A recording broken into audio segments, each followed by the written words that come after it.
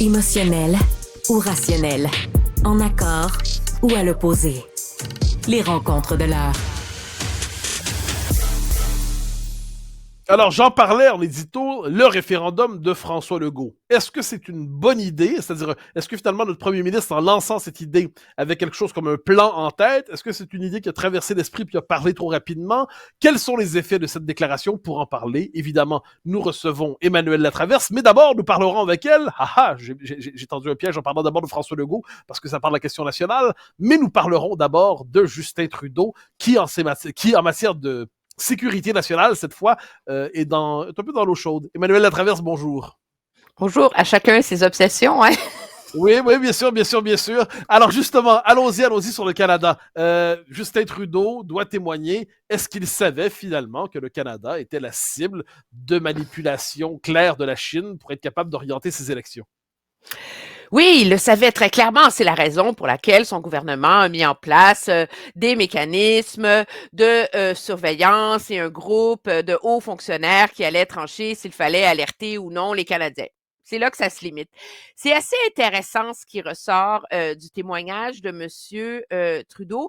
Puis j'aime ça faire la comparaison avec son témoignage il y a 1 an à la Commission sur les mesures d'urgence. À la Commission sur les mesures d'urgence, on peut être pour ou contre le choix qu'a fait le gouvernement d'invoquer la loi sur les mesures d'urgence, mais le gouvernement est arrivé à cette commission-là avec un argumentaire clair, précis, cohérent, OK, qui se défendait, qui était de dire, dans notre esprit, à partir du moment où la sécurité économique du Canada était menacée, ça passait le test d'une urgence nationale et il fallait aller de l'avant et invoquer la loi. Ça se tient comme argumentaire. Tu peux être pour ou contre sur la base légale.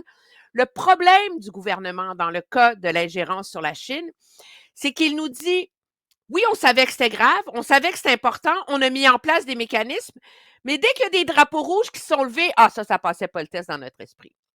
Alors, c'est comme s'il y a toujours un 2 poids, 2 mesures dans son argumentaire et ce qui en ressort, c'est que finalement, les services de renseignement, là, on prend ça avec un grain de sel, là, tu sais, c'est comme jamais validé, on n'est jamais sûr, faut pas trop prendre ça au sérieux. Fait que c'est comme si c'était un gouvernement qui a des services de renseignement puis qui s'imagine que l'espionnage et le renseignement dans la vie, c'est aussi précis que le test de la preuve devant les tribunaux. Et si on s'entend, si c'est ça la barre pour qu'un gouvernement agisse, ben, tu vas jamais le passer, là. Je veux dire, les Chinois, ils se promènent pas avec des pancartes en train de dire nous allons manipuler vos élections. Ils sont bons là-dedans. C'est les meilleurs là-dedans dans le monde.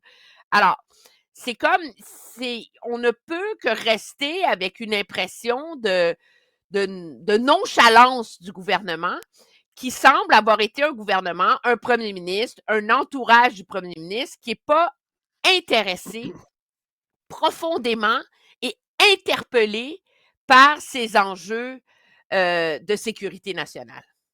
Alors, nonchalance. Il y a 2 options possibles. Nonchalance véritable, c'est-à-dire Justin Trudeau sera un esprit léger, un espèce de backpacker qui a été propulsé dans la fonction de premier ministre à cause de son nom de famille et qui n'a pas le sens de l'État, hein, un chef de boys band un peu démodé qui comprend pas exactement ce qu'il fait là. Hypothèse 1, nonchalance.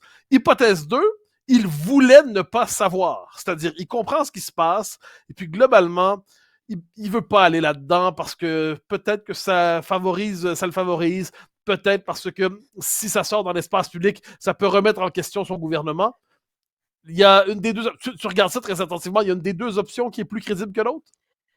Je pense que c'est vraiment un mélange des 2, puis je vais te dire pourquoi. Il y a un élément du témoignage de Justin Trudeau qui est celui qui, à mon avis, c'est peut-être ce qui va l'exonérer aux yeux de la commissaire, mais qui, aux yeux d'un public canadien qui regarde son premier ministre à la tête du gouvernement, est le plus grave pour lui, c'est que la défense de Justin Trudeau, parce qu'on sait, je t'en parlais hier, tout le problème, c'est que ce qui est écrit dans les notes de brefage, le bureau du premier ministre, on dit, on nous l'a pas dit.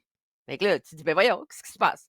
Puis l'argumentaire, c'est de dire, mais savez-vous, moi, là, les notes de brefage, je lis pas ça. Moi, le message à la machine, c'est quand c'est grave, organiser un briefing. Puis ça, c'est le message du premier ministre. Puis c'est le message de sa chef de cabinet aussi. Alors là, tu dis, ah oui, ben peut-être que c'est vrai, dans le fond, il est occupé, le premier ministre, il y a d'autres choses à faire que de lire tous les papiers qui passent sur son bureau. Prends le téléphone, appelle n'importe qui a travaillé dans un bureau du premier ministre au Canada depuis, en tout cas, les 20 dernières années. Monsieur Chrétien, Monsieur Martin, Monsieur Harper, ils vont tous te dire qu'ils n'ont jamais entendu ça de leur vie. Monsieur Chrétien était connu, il voulait courtes, les notes de brefage, mais il les lisait. Ouais. Oui, Monsieur Ronald Martin, Reagan disait il les une page. lisait.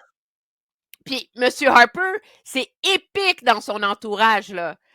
Il connaissait par cœur les notes de brefage, puis t'étais mieux de les avoir lues toi aussi. Donc finalement, il rendait son entourage fou parce qu'ils étaient tous obligés de les lire avec autant de minutie que lui. Alors, là, tu dis, mais quel signal ça envoie à la machine? C'est ça qui est important. C'est que moi, je me fie sur vous. Fait qu'il faut que ça soit vraiment grave pour que vous me brefiez. Parce que pour breffer le premier ministre, c'est le directeur général du SCRS qui doit faire un trou dans son horaire, puis l'arranger avec le trou dans l'horaire du premier ministre, qui doit se déplacer, qui doit venir. C'est la machine du SCRS qui doit préparer une note pour que le DG vienne maintenant. Alors, tu comprends-tu que c'est tellement lourd comme mécanique que inévitablement, qu'est-ce que ça occasionne? On monte la barre de ce que doit savoir le premier ministre. Parce qu'il faut se déplacer, il faut tout mettre en place. Alors que le principe même des notes de brefage, c'est de dire « Allô, gardez un œil là-dessus. » Alors, là, tu dis qui gouverne? C'est le premier ministre ou c'est la machine? Tu connais la formule que j'utilise pour Il règne, Justin Trudeau. Et oui, il règne, mais ne gouverne pas. C'est la reine d'Angleterre. Hein. Il règne sans gouverner, mais le fait est que dans les faits, ceux qui gouvernent n'étaient pas à la hauteur. Mais là, j'y reviens. Si on regarde jusqu'ici ce qui ressort de cette enquête, de ce moment très particulier, il y a quelques conclusions déjà qu'on peut tirer, nonobstant la légèreté proverbiale de Justin Trudeau.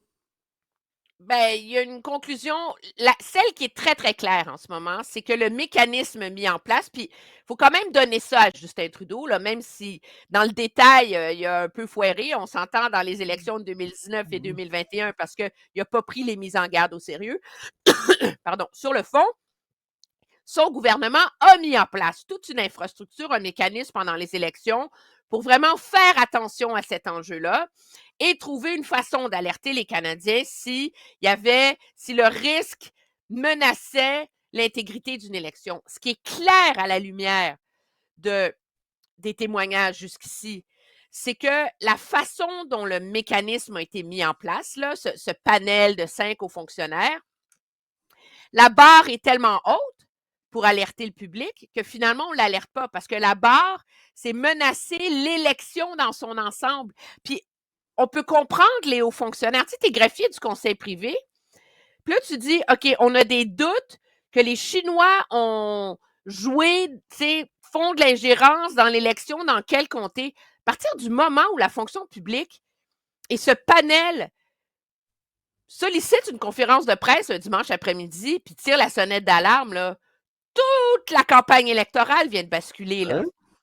Alors, oui, c'est ce qui arrive quand on nomme le réel. C'est-à-dire, parce que moi, aux États-Unis, si je peux me permettre, aux États-Unis, quand on a décidé, par exemple, de bloquer les informations autour du fameux laptop d'Hunter Biden et tout ça, l'argument utilisé par les hautes autorités, puis c'est sorti avec les Twitter leaks, c'était cette information risque de déstabiliser les élections. Donc là, ce qui veut dire qu'on se retrouve donc avec des élites qui décident quelles informations sont valables ou non en fonction de si ça déstabiliserait les élections ou non. Je m'excuse, mais j'ai l'impression qu'on décide toujours en fonction d'un parti plutôt que d'un autre. Je ne peux m'empêcher à tout le moins de me dire que les préférences politiques finissent par teinter tout ça. Mais moi, je pense que la machine va toujours prêcher par excès de prudence. Hein? Et c'est ce qu'on voit. Puis moi, je pense que s'il y a une chose, je pense pas qu'on va sortir de cette commission sur l'ingérence étrangère en train de dire Justin Trudeau a volontairement. Non, c'est pas ça du tout. Non, je évidemment. pense que ce qui va en sortir certainement, c'est que on va revoir ces mécanismes-là et c'est la preuve que c'était nécessaire d'avoir une enquête publique parce que malgré tout le secret qui entoure les preuves les plus intéressantes. Parce que M. Trudeau, on l'a entendu 3 heures hier, mais il a témoigné 3 autres fois à huis clos, là. Faut pas se leurrer, là. Alors, malgré le fait que les trucs les plus intéressants, les plus juteux, on les aura pas entendus. On sait maintenant que notre premier ministre ne lit pas ses notes de brefage, ce qui est quand même assez surréel quand il est premier ministre du Canada. T'es surprise? Honnêtement. Non, je suis pas surprise, mais maintenant, c'est dit et c'est assumé et c'est revendiqué. Donc, ça va faire partie du débat. Mais il y a une autre chose qui va t'intéresser, que je veux finir là-dessus. On parlait hier du rôle des minorités dans le schéma électoral canadien.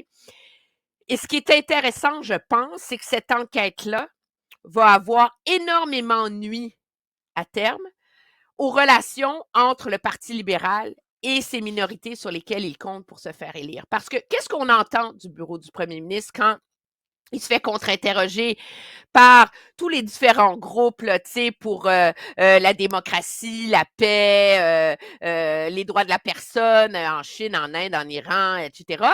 C'est que finalement, il dit « Oui, mais nous c'est parce que nous croyons puis que c'est important de protéger nos minorités que nous prenons cet enjeu de l'ingérence étrangère au sérieux. » Mais tous ces groupes-là sont devant la commission pour expliquer qu'ils sont victimes des pressions, de la manipulation et du chantage des régimes étrangers et des dictatures qu'ils veulent dénoncer. Donc, cette enquête-là, je crois, va avoir un peu scellé et diffusé au sein de ces communautés-là le fait que finalement, le gouvernement canadien ne remplit pas sa promesse de protéger ces minorités-là contre les régimes qu'ils ont fuis. Et ça, politiquement, j'ai hâte de voir comment est-ce que ça va percoler en termes d'appui de ces communautés envers le Parti libéral et envers Justin Trudeau en particulier. Alors, parlons maintenant du mot en R. Le mot en R qui revient à la mode, le mot référendum. Alors, notre ami François Legault, notre premier ministre François Legault, joue avec l'idée d'un référendum sectoriel sur l'immigration. Tu le prends au sérieux? Il faut le prendre au sérieux. Il est premier ministre du Québec et il a brandi la menace. Alors, moi, je trouve que la palme d'or là-dedans revient à Paul Saint-Pierre Plamondon, qui a dit « Bravo, moi j'embarque, je suis avec vous, allons-y, on fait un référendum, merci beaucoup. » Et c'est le risque pour un premier ministre dans la position mitoyenne de M. Legault de brandir cette menace-là. Moi, je vois ça, je faisais la comparaison hier à la blague au TVA 17h. Quand tu es un parent, puis que tu dis à ton enfant, mange tes carottes, sinon tu vas dans ta chambre. Il faut que tu sois prêt à envoyer ton enfant dans ta... Sinon, tu n'auras pas de dessert. Mais il faut que tu sois prêt à ne pas donner de dessert. Il faut que tu sois prêt à affronter la crise qui va venir parce que tu n'as pas donné de dessert. Je veux dire, il faut que la menace vienne avec Elle est crédible quand il y a la certitude de la conséquence. Quand il y a un doute sur la conséquence, la menace n'est pas crédible. Et le problème de M. Legault, c'est qu'elle est moyennement... Elle est plutôt mollassonne, la conséquence, parce qu'on est parti de... Ça prend les pleins pouvoirs en immigration. Après ça, c'était la réunification familiale, l'obsession totale du premier mandat. Là, on est revenu avec les pleins pouvoirs pour la survie de la nation et la louisianisation dans la deuxième campagne. Là, on est revenu avec les pleins pouvoirs la veille de la rencontre. Puis là, finalement, on dit, ben dans le fond, on a quelque chose de correct sur les travailleurs étrangers temporaires, ça fait la job. Alors, la demande n'est pas claire. Les paramètres de ce qui est une victoire n'est pas clair. Et ça, surtout, c'est le dans les contenu de la politique référendaire. Vas-y. Mais dans les tractations de M. Legault avec le gouvernement fédéral, ça affaiblit énormément sa position de force. J'entendais Mark Miller hier qui dit « Regardez, M. Legault fera bien un référendum comme il veut. On ne négocie pas en tapant du pied sur la place publique. Moi, j'ai des discussions fort constructives avec Mme Fréchette. On va régler ça d'ici le 30 juin. Merci, bonsoir. » là. Alors, mais là, voilà, la séquence devient intéressante ici. C'est-à-dire, imaginons un référendum correctement noué, c'est-à-dire, voilà les pouvoirs qui sont réclamés en immigration. Donc là, parce qu'on suppose que le gouvernement fédéral ne va pas donner au Québec tous les pleins pouvoirs en immigration d'ici le 30 juin. François Legault va en référendum. Mais attends, stop. François Legault le sait qu'il n'y aura pas les pleins pouvoirs d'ici le 30 juin. C'est ça le problème. Alors pourquoi il les demande et pourquoi il lit un référendum à ça? Ben alors j'y arrive. 72% ou 67% pour le oui, c'est raisonnable comme objectif là-dessus. Les Québécois sont généralement favorables au pouvoir à la pièce à rapatrier à Québec, surtout sur une question aussi existentielle que ça. 67%, 70%, Mark Miller ou Justin Trudeau disent non. Même s'il y a l'obligation de négocier selon le jugement de la Cour suprême, non, désolé, on négocie 3 minutes, désolé, pas intéressé. Donc là, la position de repli, le vrai enjeu, c'est pas fera-t-il son référendum, c'est qu'est-ce qui arrive si on lui dit non lorsqu'il le fait, lorsqu'il le tient et qu'Ottawa l'envoie valser. Et là, on rentre dans une période assez intéressante. Et de ce point de vue, je comprends le baiser enflammé de notre premier ministre, malgré sa promesse d'un référendum Oui, mais là, on est dans tes fantasmes que la Cour suprême va non, même pas. Même pas, je parle même la pas de la loi loi 21. sur la laïcité. Moi, je te dis, Je parle même pas de c'est ça, la là, je te raison dis pour référendum. laquelle Référendum, Ottawa que dit non. M. Legault aille jusqu'à un référendum. Parce que OK. le problème, c'est, regarde l'exemple de David Cameron. Tu as l'air d'être convaincu que tout va de ton bord puis que ça va bien. Puis là, tu dis, OK, on va faire un référendum, ça va consolider ma position, je vais régler cet enjeu-là une fois pour toutes. Puis là, une fois que le référendum est lancé, tu perds le contrôle de l'agenda. Et c'est le gros risque pour M. Legault. De un, s'il le fait, ce référendum-là, qu'il le gagne et qu'Ottawa dit non, ben là, il est obligé de faire quoi après? Ben, Très intéressante question. Ben, c'est la question qui t'intéresse, c'est la raison pour laquelle le Parti québécois est si enthousiasmé. Mais alors, ce qui veut dire que si M. Legault va de l'avant avec l'idée d'un référendum sectoriel, ça veut dire qu'il est prêt à renouer avec la souveraineté. Avec la possibilité de la souveraineté. Ben, alors, il est prêt ou à alors, désavouer le principe même de son parti politique. Alors, exactement. Moi, j'en suis et je comprends entièrement ton enthousiasme, mais ce qui me surprend en termes de tactique de la part du gouvernement Legault là-dessus, c'est que généralement, quand tu rentres dans ces grandes parties de poker avec des principes graves, aux conséquences sismiques, tu es supposé avoir prévu ta partie, comme aux échecs, 7-8 coups d'avance. Et le problème que moi, je vois dans le discours de M. Legault en ce moment, c'est qu'il ne semble pas avoir prévu sa partie 7-8 coups d'avance. C'est la raison pour laquelle je pense que politiquement, pour lui, c'est risqué. Mais le fait est qu'il a ouvert la boîte. Parce que si je suis ton raisonnement, qui est un raisonnement non charitable à l'endroit de François Legault, c'est-à-dire qu'il n'a pas réfléchi à son coup, ben il est aussi léger que Justin Trudeau dans un autre domaine. On lance pas l'idée d'un référendum. Il se débat comme un diable dans l'eau bénite pour essayer d'avoir une victoire puis de recamper son autonomisme. C'est pas la même chose. OK, d'accord, mais c'est quand on dit « je suis prêt à utiliser les grands moyens », parce qu'il l'avait pas évoqué, il l'avait suggéré une fois doucement, mais là, il nous dit les grands moyens. Le référendum, là, en plus, il y a une date, le 30 juin, donc il y a une espèce d'agenda sur lequel on peut l'interroger là-dessus. J'ai l'impression qu'il ouvre, en fait, une dynamique qui peut lui échapper, même s'il ne tient pas son référendum. Mais alors, toi, en plaidant cet argumentaire, tu laisses sous-entendre que Legault serait prêt à renouer avec la souveraineté. Non, je pense que même s'il ne veut pas renouer avec elle, il pousse des gens à se poser la question qu'ils ne se posaient plus. C'est-à-dire, si tu as le premier ministre du Québec qui dit la survie de la nation est en jeu, le référendum, mais c'est pour ça que c'est merveilleux. On est en train de revivre quelque chose comme la fin des années 80 et surtout le début des années 90. Tout ce qui se laissait travailler qui travaillait le Québec depuis des années, monte à la surface en ce moment. C'est de la poésie, c'est plus beau que l'éclipse. Oh mon Dieu, je suis pas sûre. On va voir. Moi, je pense qu'il y a plein de portes de sortie pour M. Legault sur cet enjeu-là, mais il faudrait qu'il les précise. Et c'est le genre de dossier sur lequel il est rattrapé par son côté un peu brouillon en termes de discours public, en termes objectivement, on ne sait pas ce qu'il veut sur l'immigration parce qu'il n'arrête pas de changer d'idée. Et moi, si j'étais très, très, très machiavélique au gouvernement fédéral, tu sais ce que je ferais avec les demandes de M. Legault? Vas-y. Je lui tu dirais. t'identifies au gouvernement fédéral là-dedans, vas-y. Non, mais si on joue là, on peut faire le calcul de l'autre côté. La chose la plus simple à faire pour le gouvernement fédéral, c'est de dire tu les veux, les travailleurs étrangers temporaires? Vas-y, prends-les.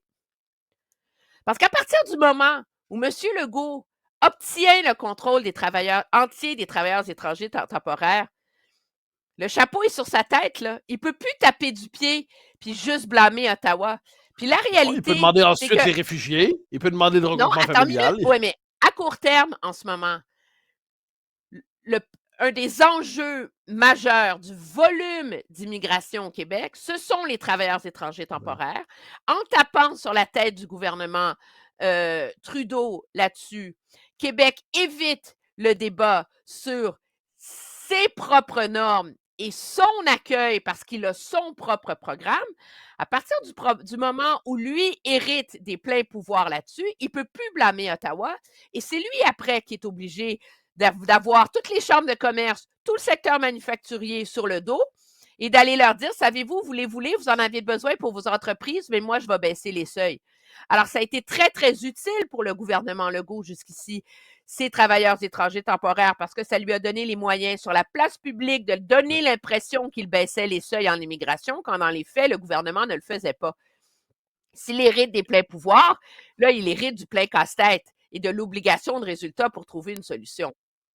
Sur cette hypothèse fort intéressante, nous nous reparlons très bientôt, cher Emmanuel. Merci pour ton temps ce matin. Bonne journée. Au revoir. Chers amis, c'était un plaisir. On se revoit très bientôt.